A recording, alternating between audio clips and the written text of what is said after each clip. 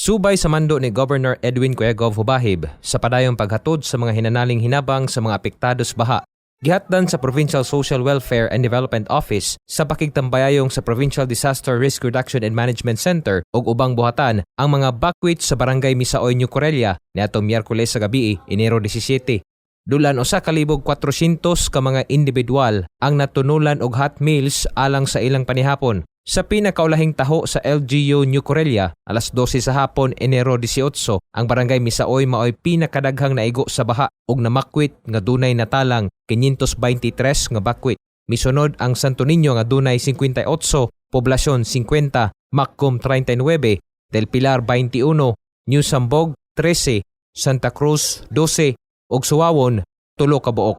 Sa pinakauhing datos usab sa Davnor PDRRMC, ang New Corelia ang dunay pinakadaghang bakwit sa tanang lungsod ug syudad sa tibuok probinsya.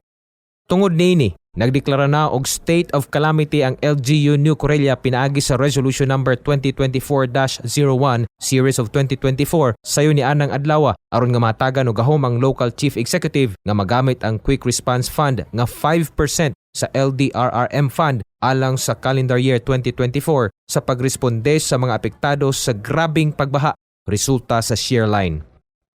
Para sa bayan, kauban si Michael Balila sa kamera, kini si Junray Villanueva, 1 Davnor News.